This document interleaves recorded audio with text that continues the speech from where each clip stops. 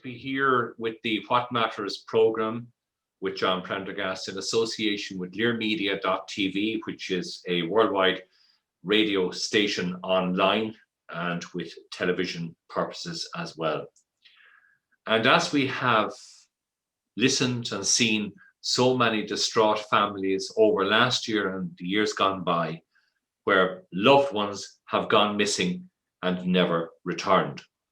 And this is particularly difficult on this particular occasion because we're in December, it's a few days to Christmas, and we're talking today to a young man, Patrick Collins, on behalf of the Collins' family in Crossmolina in County Mayo. And this day, or this month, 20 years ago, a beautiful young girl, Sandra Collins, went missing. And so much has happened to the family from that day to the present. I thought that it would be lovely to talk to Patrick to get the message out there. But Patrick, you're very welcome to the program today. Thanks very much, John, for having me. I appreciate it. Thank you. And I know we had a long conversation, you and I, the last day, but just to help viewers at home and abroad, how did this story unfold for you and your family at that time, 20 years ago? So Sandra is the oldest of my family. So there's 6 siblings. So there was Sandra, James and Bridie, myself, David and Mary. And she is the eldest and she was 28. So there was a bit of an age gap between the first 3 and the second 3 because my mum remarried after her first husband sadly passed away, Sandra's father. So she was 28. She was just 10 days away from her birthday. And I suppose to put it into context, 20 years ago, my brother got killed. James went to work and he got killed in an accident exactly 6 months before Sandra went missing. He fell into a machine and he had his leg trapped by blades. And he was trapped for about 3 hours and eventually the firemen amputated his leg with the chainsaw. And he died on the way to the hospital, like to Mayo General Hospital. So then on the 4th of December, so 6 months later, Sandra leaves her house where she lived with my aunt. She looked after my aunt. She was a full-time carer for my aunt from the age of 16. But she left her house at approximately 7:30 to go to the shops to buy some messages. And she called into the elderly man who lived next door and she brought his messages back to him, we think. And she got bread, firelights and milk for him. And then she wasn't seen then, John, for another 3 hours almost, when she walked into the takeaway and ordered enough food for 2 people. Yeah, that's an important point, Patrick, because normally you were saying that she, of course, like if any of us went in, we'd order for one particular person, but she was actually ordering this time for 2, but yet she went in on her own. Yes, she ordered enough food for 2 people. We put it like that. She would have, it would have been, like the girl said, it was enough food for 2 people, but she entered the premises on her own. And when she went in, again, it's December, so it's wet, it's windy, it's wintry, it's winter weather. She wasn't wet, her hair was perfect, her coat was dry. The girl remarked she wasn't upset, she wasn't agitated, she wasn't in any way distressed or wherever she had spent the previous 3 hours, obviously, or with, or whomever with. She was in a car or in a building or wherever the case may be. She certainly wasn't out in the elements anyway.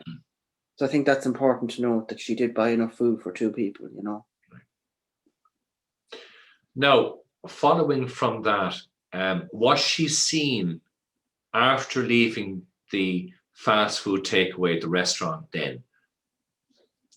No, when she walked out that door to go home, or well, not to go home, I don't know where she was going, obviously, but when she walked out that door, whether it was to home or back to wherever she had been for the previous 3 hours, Sandra has never, ever, ever been seen since, and that was approximately 11:30, 12:15. Now, it's a very, very small West of Ireland village, so it's a stone's throw, really. It would have taken somebody that would have been certainly fit and well able-bodied like her a minute, certainly a minute and a half max, to walk from her house to the takeaway. Everything is on top of each other. Right, and just to get a picture of this, was CCT in operation in any part of the surroundings at that time, Patrick? No, there wasn't, unfortunately. No, even though it was 2000, there wasn't any It wasn't. CCTV. Yeah, there was nothing No. there. Now, following from that, then you became worried. Your mum and dad were alive at that stage. Yeah. Your family, a very united family, I believe. You became concerned. So at that stage, you approached the Gardaí. What happened then? So on the 5th of December, my aunt waited up all night for Sandra to come home, and there was no sign of her because she'd gone out for the sausages. That's what she went to the shops for. And she had been seen in the shops buying the sausages and spoke to the woman in the shop and was or buying the goods, sorry. That was, Mrs. Baran. But then on the 5th, there was no sign of her. And my aunt rang my sister at work and said that Sandra had gone out and she hadn't come home.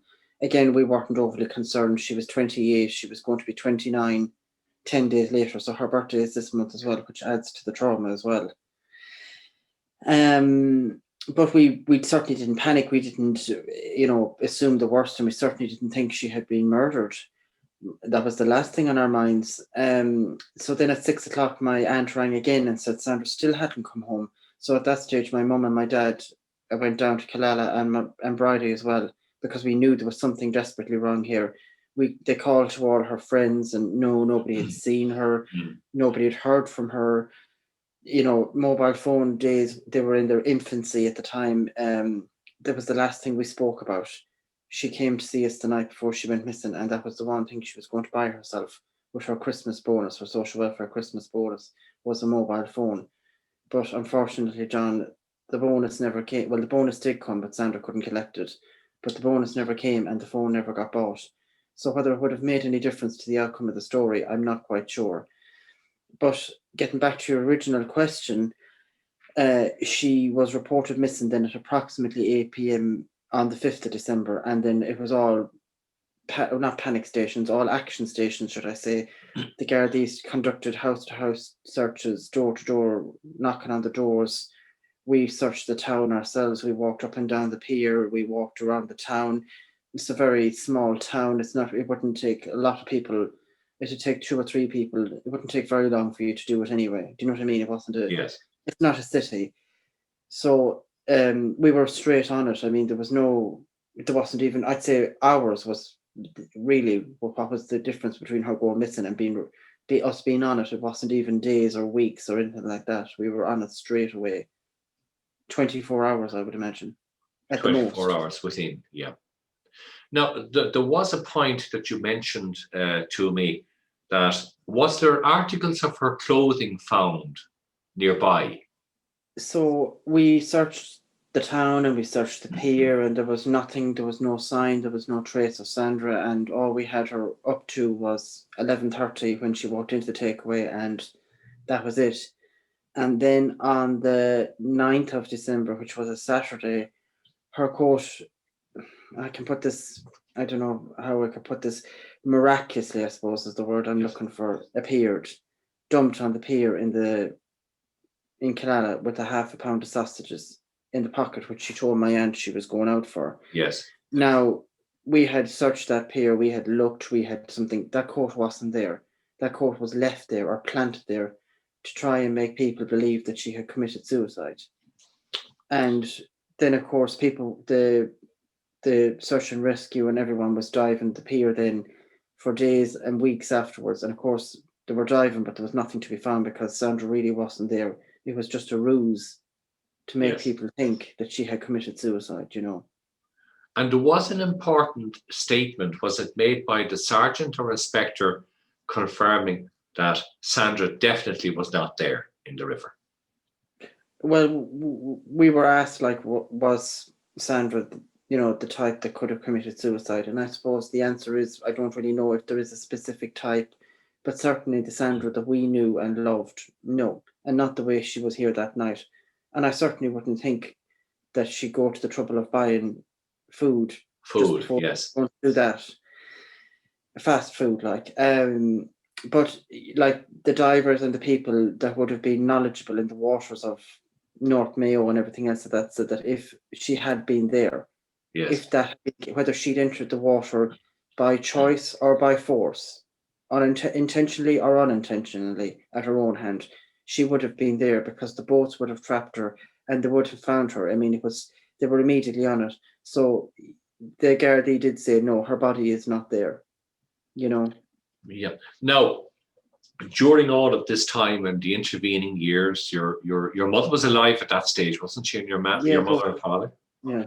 Now, I can imagine what the heartbreak must have been like for them. It must have been terrible. But in her last days, did she mention something to you personally as well, Patrick, that she was asking you as a favor, literally, to keep looking for Sandra, your sister? Well, that was my father Your mostly, but father, sorry, yes. yes. But my mother spent, like, she lost her two oldest children within the space of 6 months of each other. And we were just reeling from having lost James, and we were in the grief process. And it's not a process that you can switch on and switch off Oh, like a no, tap. no. And there's no time limit, and certainly you can't do it in 6 months. But we never really got the chance to grieve for him. So suddenly our lives was from the 4th of, or certainly the 5th of December, while I couldn't praise their integrity and sincerity and everything else like that enough, our lives in this house was consumed by An Garda Síochána. And for people that was private, and you know, we were reserved, just an ordinary family. I mean, it was a very while they made it as in less invasive as possible, it was quite invasive when the guards are parked outside your door, you're coming home from school. I mean, it's not the most easiest thing to deal with. No. But she died on the 12th of August 2004 here in our front room, and she had been diagnosed with cancer in 2003, excuse me. Yes. And I think she had clung on to the hope that maybe Sandra was alive in the early days. Of course, we all did. I mean, we'd no reason to doubt that there was certainly that murder had taken place, or that she had become a victim of that, awful crime. And I suppose as the time wore on and she was getting weaker and weaker, she realised that she's not going to get to see the day when Sandra comes home. So she was here in the bed at home, and I suppose for anyone that's lost a parent or parents, they can empathise with me. They've been there. It's not a very easy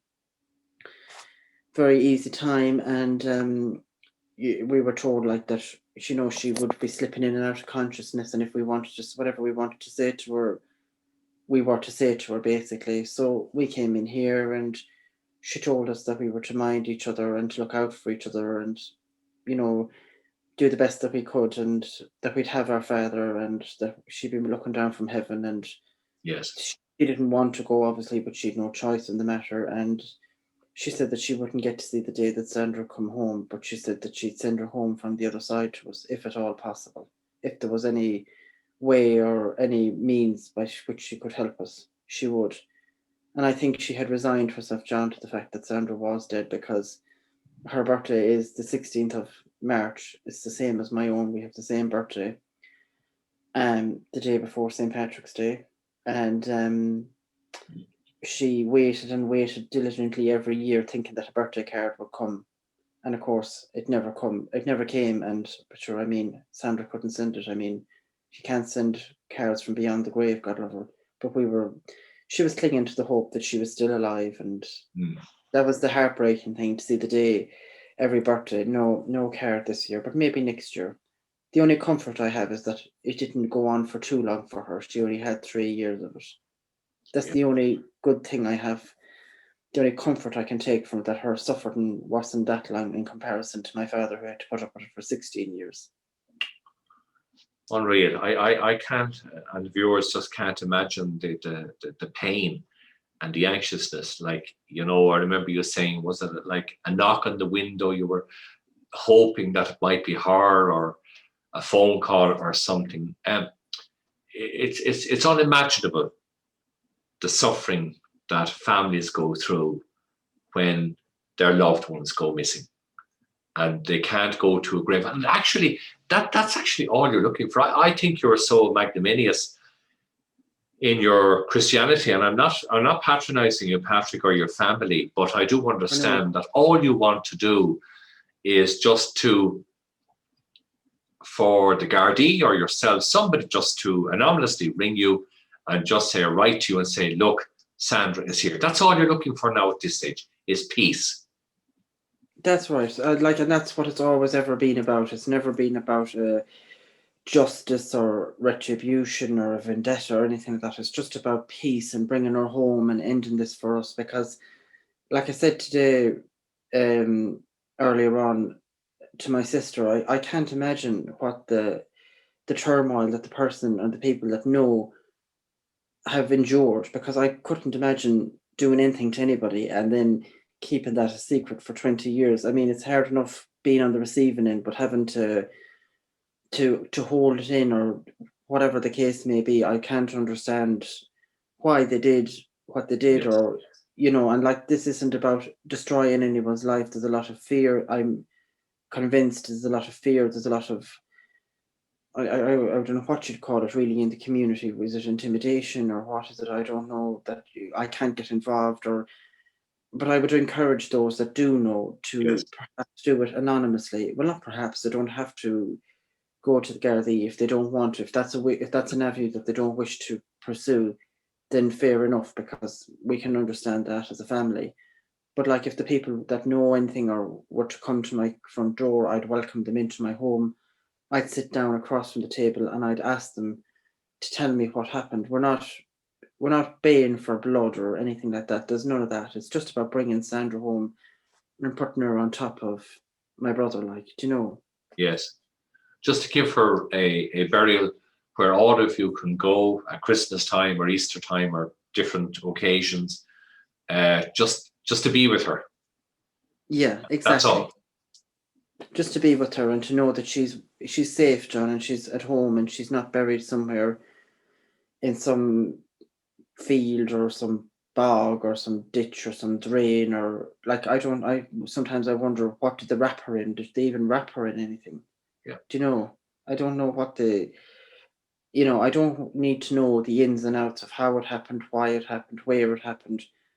Uh, I don't really care, if that makes sense, and that's an awful thing to say. I don't mean that in a derogatory sense, but like, when you've spent 20 years living this, then it's a very, I I suppose there's been two things that have been done to us. First, Sandra was murdered, and second of all, this great injustice. And this certainly is the worst of the two.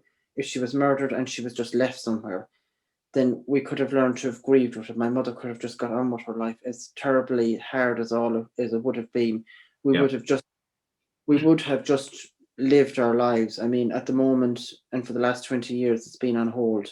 My father died as well. I held his hand before he died, not knowing, gasping for his last breath, wondering where she was. And he knew as well that he'd never see the day when he could bring her home. Like, and he did ask me before he died, would I promise him something, and I said I would if I could. And he asked me to Yes. keep searching for her, and I promised him that I would, that I'd fulfill his wishes, because he asked my sister to put his coffin on top of my mother's, so that Sandra could go in on top of James. So I don't think it's been too selfish or too awful or too demanding just to get her back. There's not a case of justice. We don't want that. We don't want the hassle, or we don't want the drama, or we don't want anything like that. Do you know? You want to just, for people out there, it must be a little bit consoling for you, Patrick, and for all the Collins family, that there's somebody out there that knows something, and you're just encouraging them to open the door, to come forward. No names or anything like that. All you want is just to get Sandra back. You're not looking for revenge, court cases, or whatever. That's for a different authority. But all you want to do is just to give closure to this, to give a little bit of peace to your lives. That's right. I want to be able to close the door on this awful chapter in my life and the rest of it.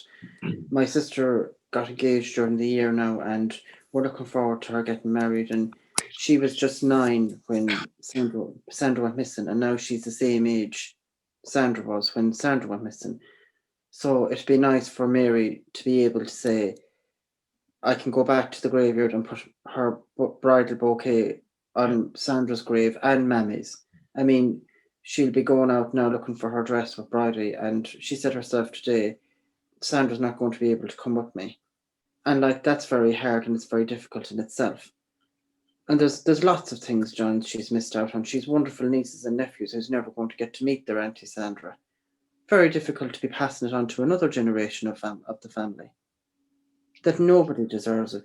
And you'd say nothing if this situation wasn't completely and utterly avoidable. Like I said today on the news, I said for the last 12 months, well, certainly 9 anyway, our lives have been, and God knows for how much longer, hopefully not too much longer, our lives have been dictated to by COVID. And this is a disease that's telling you and telling people today, you can't come home for Christmas, you can't do this, you can't see your granny, you can't see your mum, your dad, whatever the case may be.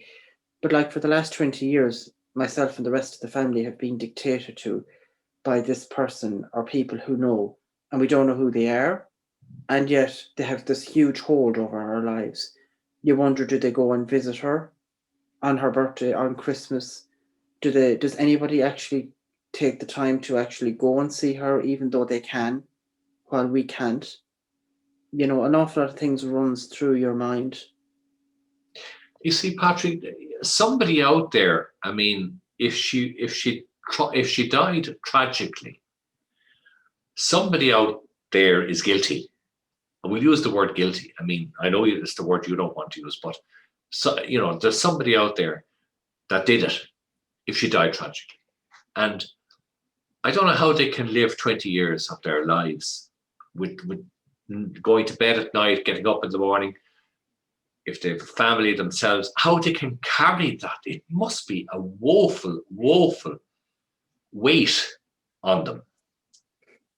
It must be. I couldn't imagine. I'm living one side of this hell. I wouldn't like to be living the other side of it. I really wouldn't. I couldn't imagine the trauma and the turmoil that they must be in, and the enduring memory of seeing her fight back, if she fought back, or if there was whatever the case may be. I don't know what happened, obviously, but I would imagine that, like, everybody has a conscience and everybody has a soul, and you'd imagine that you'd be thinking to yourself, especially this year now with COVID, how could I get to the gates of wherever, heaven or wherever the case may be, when you do eventually close your eyes, and when they ask you, what did you do to help this woman? And the answer is nothing. I just let her family suffer. I just let them carry on, and Yes. I just destroyed their lives, basically. I really don't know what the answer is going to be back. I wouldn't like to be in their shoes. No. Come the judgment day for them. I know whenever I get there, I don't know when it may be, at least I can say I done my best and I tried my hardest, Sandra. Do you know? I mean, I wouldn't even dream of hurting an animal, never mind a human being. So I would be hopeful that people would come forward, and it's been preying on people's minds and their consciences, but there has to be, because the community is too small an area for people not to have seen her and people not to have known. We're not talking about an urban setting, we're talking about a rural setting, yes. Rural village where everybody knows everybody. And I think, as it was put to me one time, I love living in a small town, because if you don't know your own business, then somebody else will tell you. So, of course, there's no way that these secrets could have gone unhidden or whatever. No. But like, her voice was hidden, or her voice was silenced on the 4th of December in that community. And I think it's time for the community and the place to stand up and say, no, this isn't good enough now. I'm sorry, but no, this girl deserves to be found. And there is a lot of good, kind people there, and that have supported us down through the years. But I do believe that there's a lot of fear, there's a lot of maybe misguided loyalty, a lot of intimidation. There's a lot. It's a secret. It's a silent secret that shouldn't be a secret, really. Patrick, I honestly don't know what to say. I'm not going to wish you a happy Christmas, because that would be an insult. That's wrong. But all I can say to you and the Collins family, and to all of the families across this country that are suffering like you, that we just hope and pray that someday, soon, not later, a phone call will be made to you or a note dropped in the door, and that you can at last start to bring this awful 20 years of a sentence to a close.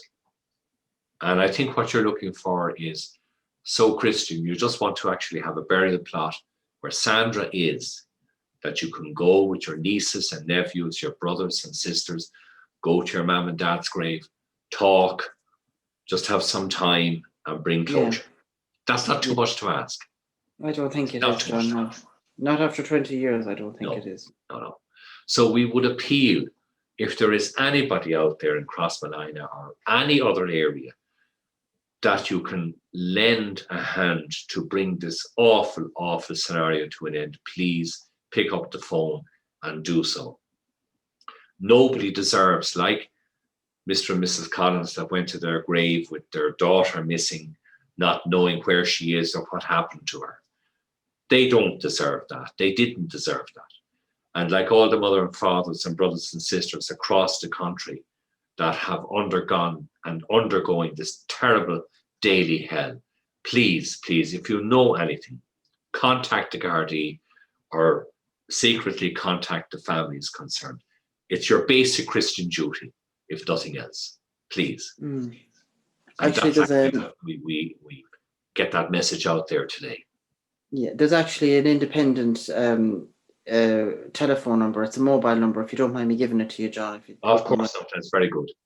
It's 087 754 6753. That's 087 754 6753. And you can ring that number and block your number and let the lady at the end of that phone know. Whether it's about Sandra or whoever, I speak for everybody that's missing today. I'm not just speaking for ourselves. I'd love for everybody to be found because I know how awful it is. But certainly, if there's anybody with any information, they can just pick up the phone and ring that number. And again, the lady at the other end of the phone isn't even from Mayo, so you can just tell her, what your information, because perhaps people are, hesitant for coming forward to the Gardaí for whatever reason. Maybe they shouldn't have been in the place at the time and they saw something but couldn't for whatever reason. But this person will take the phone call and pass the information on to us. Or like you said, write it and leave it in a church. Write it here to us at home. Patrick, I hope the next time that we talk in 2021, there'll be good news. And there will be. You live in hope. Exactly. Absolutely. Thank you very much. Just for all of you, our hearts are with you. We'll give you any support that we can. And I'm sure, I just have this feeling that something will happen now. And I think it's great that it will. And let's bring Sandra home to where she belongs. So Patrick, thank you so much. You're an absolute gentleman. And thank you for telling us your very heartbreaking story today. And I wish all of you the very best. And we'll talk again very soon, I have no doubt. Thank you, John. Thank you so much for the opportunity. I really appreciate it. Happy Christmas to you and all the family. Thank you. Thank you. Thank you, Patrick. That was lovely.